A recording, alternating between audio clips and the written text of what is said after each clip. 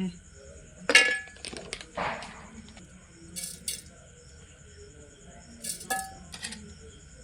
ம்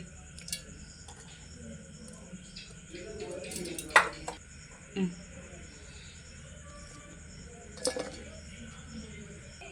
ம்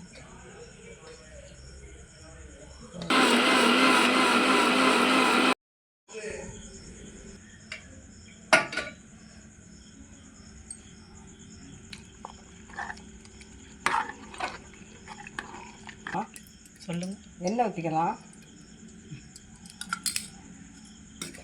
சோம்பு போட்டுக்கலாம்,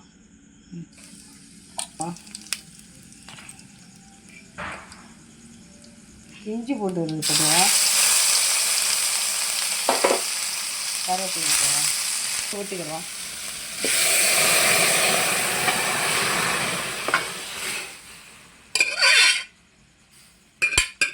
முந்திரி சோம்பு எல்லாம், மிளகு 2 ஜீரகம் 2 எல்லாம் அரைச்ச விழுது இதில் சேர்த்துக்கலாம்.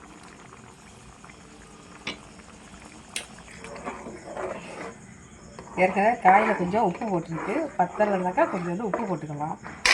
போட்டிருக்காங்க, அதனால் கம்மியாக போட்டுக்கலாம். ரொம்ப கொதிக்கக்கூடாது. இதை ஊற்றுனதுமே இந்த கரம் மசாலாலாம் போட்டுட்டு இறக்கிடலாம். கொத்தமல்லி தூவிட்டு, எங்கிட்ட இன்றைக்கி கொத்தமல்லி இல்லை, கம்மியாக போட்டுக்கலாம்.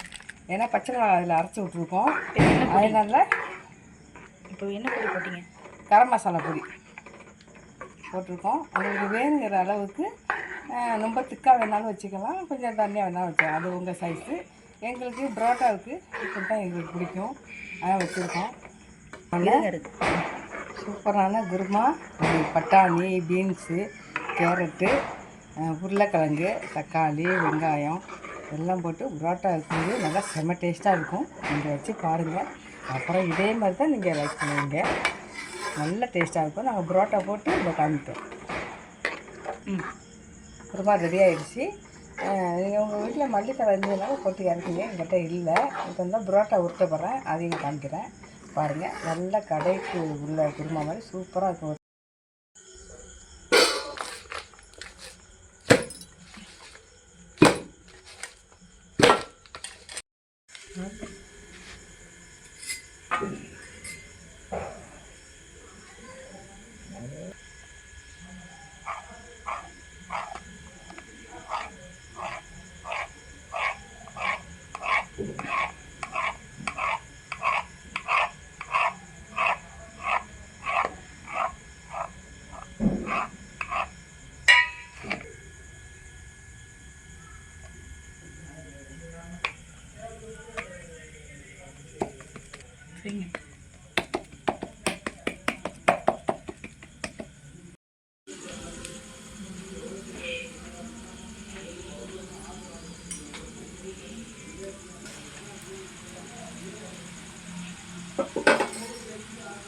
இது மேலே வைக்கவா?